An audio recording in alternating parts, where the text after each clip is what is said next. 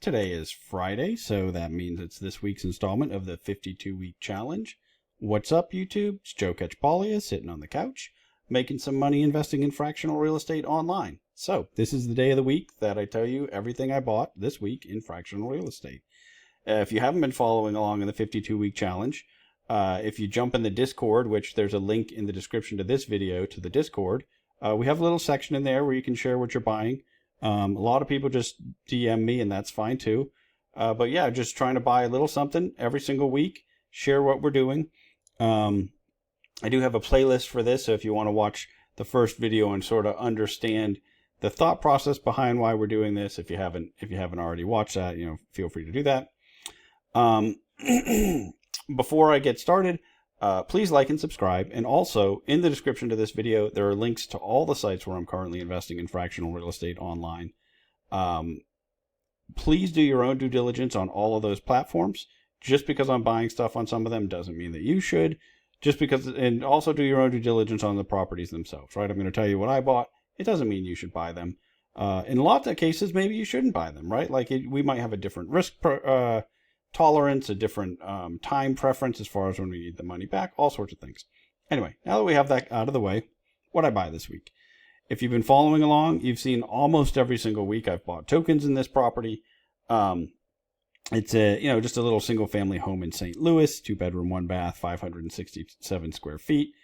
I did a separate video. If you want to search 714 Raymond Ave, I explain why this is one that I'm keep buying into. I crossed over 11%. I think I'm getting, my goal is to get up to 15% in this one. Yes, I am still working towards liquidating my portfolio on Lofty. Part of how I plan to do that is to exert some control over some of the ones that I'm invested in and move those forward with a sale in the real world. I have a couple of different exit strategies for this property. But my goal is to get a bigger stake in it before I do that. And also, I'm not putting new money on to buy this, right? This is either from sales of other tokens or just from accumulating rent. But yeah, so only thing I bought on Lofty this week. It is just so tempting because there are some of the token prices have just cratered, and it's really hard not to buy tokens when the prices are in the single digits, but I managed not to for this week. Okay, let's see. Ground floor.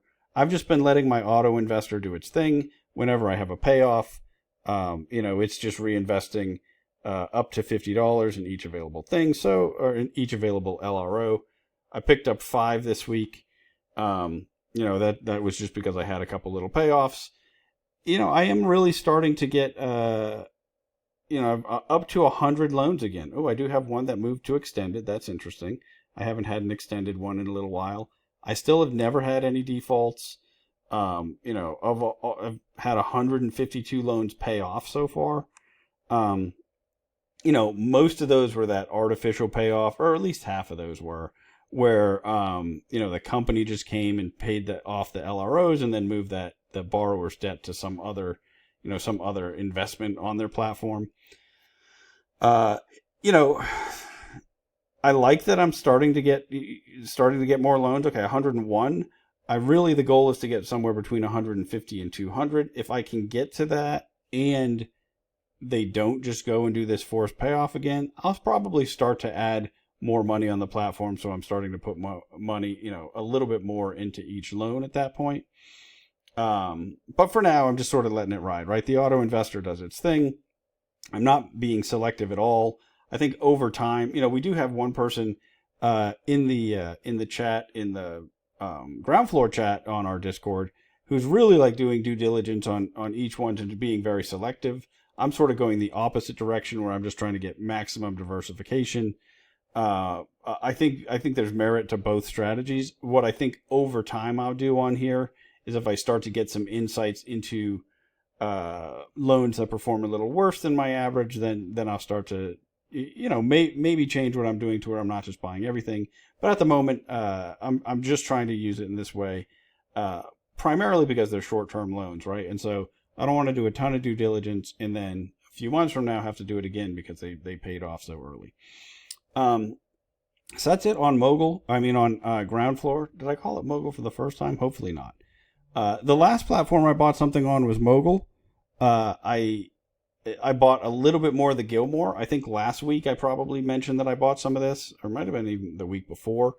It's getting to where there's not a ton remaining, so I decided, okay, let me just put a little bit more money on here.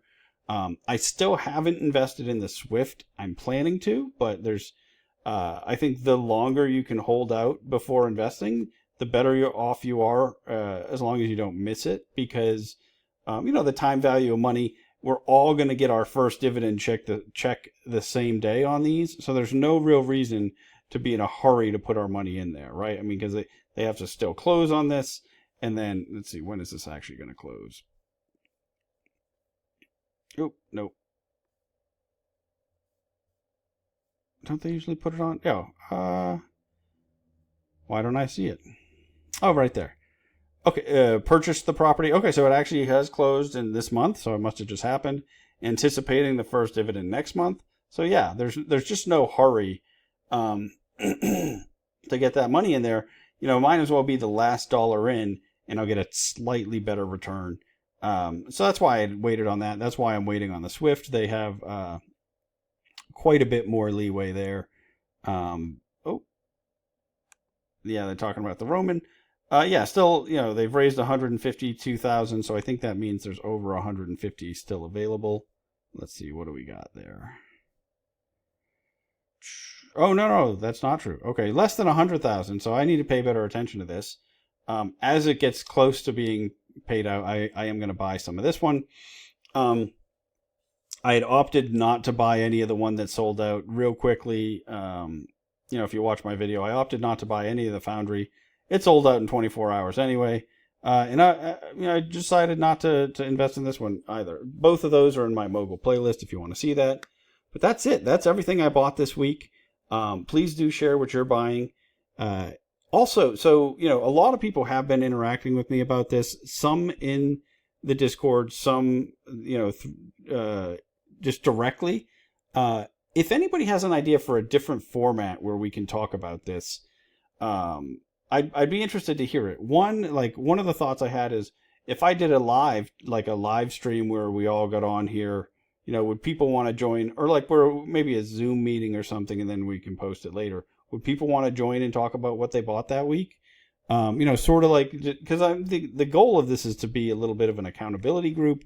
I've noticed some people do those as Zoom meetings, although I know it seems like our group likes to be a little bit more, a lot more people are interested in being anonymous than in most of the regular real estate groups, not the fractional ones. But I don't know if you have any ideas about different ways that we can do this, because I'd like more people. I love interacting with all of you. I like more people to be interacting with each other as well, right? I think we all have a lot that we can learn from each other. There's people with different types of experience, especially geographically, right? There's people in different markets and whatnot.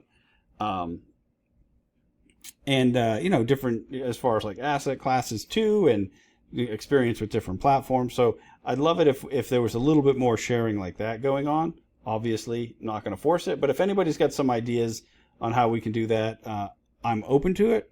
If not, I'm just going to keep doing it this way. Because I just think there's a benefit of pushing ourselves to pull the trigger on a regular basis, so you're not just stuck in that analysis paralysis where you're looking at lots of deals and not buying anything. And I know there's still a lot of people sort of stuck in that mode. I don't want you to be reckless and just buy something just to buy something, right? I want everybody to do the work.